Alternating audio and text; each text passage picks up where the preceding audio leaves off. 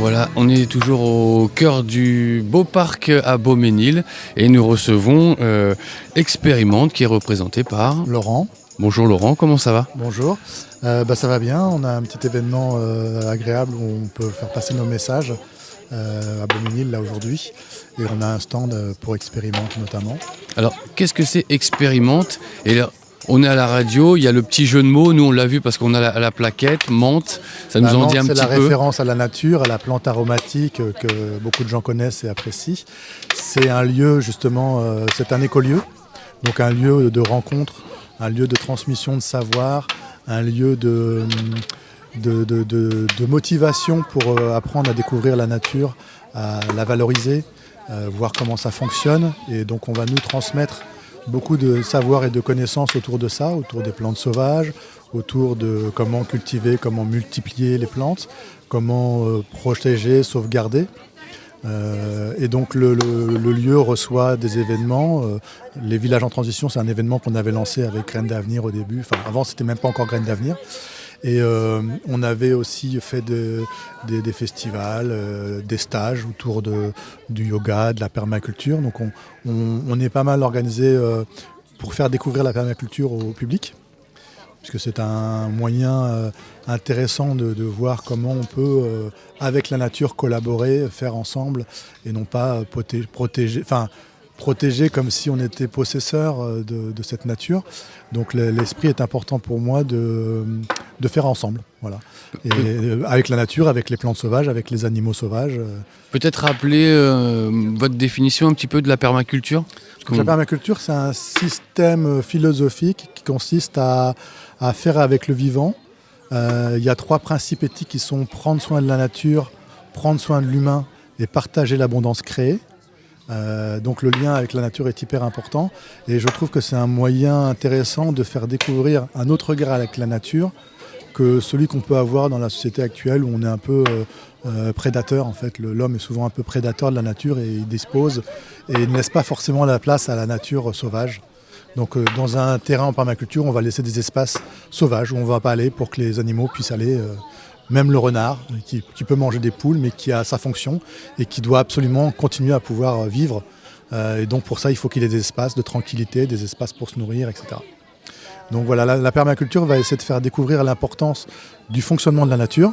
Donc quand on cultive en permaculture, on cultive d'abord sa connaissance soi-même de la façon dont ça fonctionne. C'est pas nous qui allons dire à la nature comment elle va pousser, mais c'est nous qui allons regarder, essayer de comprendre son fonctionnement pour en tirer parti et nous nourrir aussi, mais laisser aussi les autres animaux et les autres plantes se nourrir. Voilà. On fait ensemble. C'est vraiment partager l'espace. Partager l'espace, non pas comme un propriétaire prédateur, mais comme un des êtres vivants du lieu.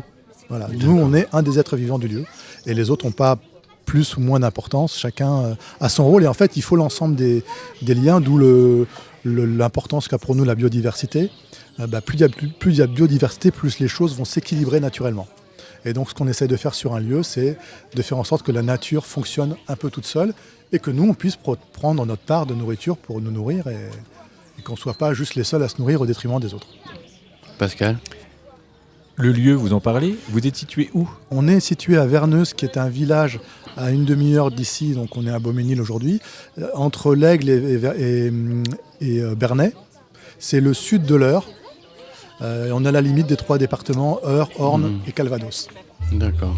Vous avez parlé de festivals ou de foires, ou de vous organisez, vous hors les murs également, vous intervenez chez vous à Verneuse, mais également à l'extérieur dans des événements comme ça? Voilà, on fait pas mal d'événements comme ça, toujours pour transmettre, faire connaître, etc. Et on a fait des festivals de musique pour le côté un peu de créer du lien social, créer de la joie, créer de la vie, parce que c'est une façon aussi de prendre soin de l'humain. C'est pas juste bien se nourrir et prendre des médicaments, c'est aussi passer des bons moments, partager, rencontrer des gens intéressants, échanger et faire passer des messages qui vont permettre à tout le monde de progresser et de vivre en harmonie en fait. Vous avez créé l'association il y a combien de temps? Il y a 4 ans.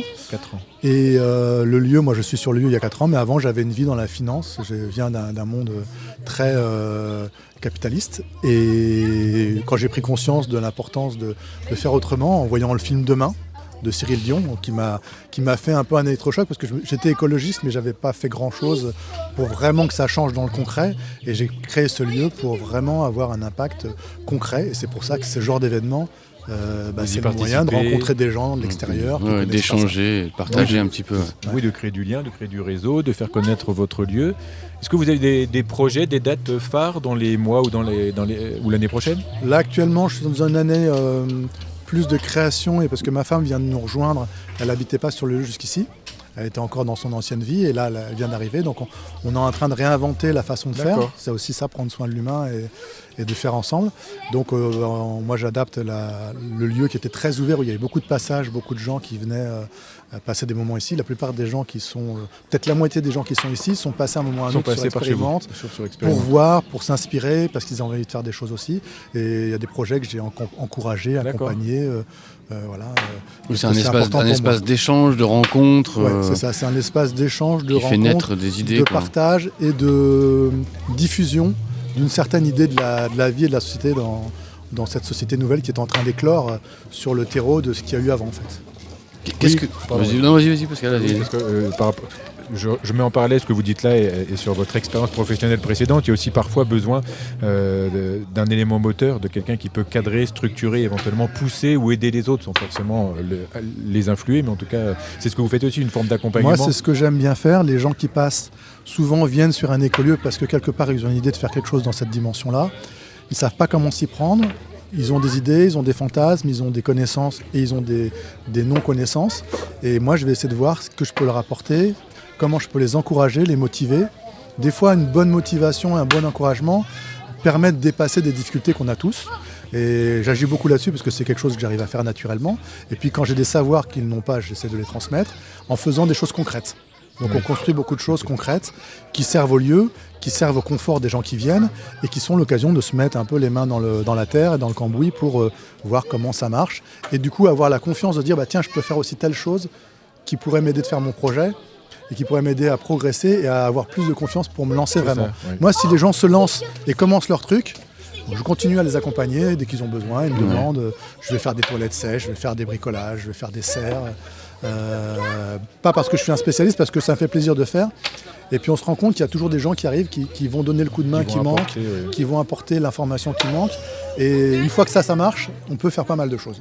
De quoi vous avez besoin aujourd'hui pour continuer le chemin de développement de ce projet ? On a besoin que dans des événements qu'on fait comme ça, on ait plus de monde du grand public. Parce que là, en fait, c'est les gens qu'on connaît déjà assez bien, qui sont déjà dans le monde alternatif, qui ont déjà une ouverture, un intérêt, et qui, du coup, sont déjà venus dans un de nos lieux. Et malheureusement, on ne touche pas encore assez le reste de la population, notamment les gens du cru, les gens locaux. Un peu des amis à nous qui viennent, mais encore assez peu.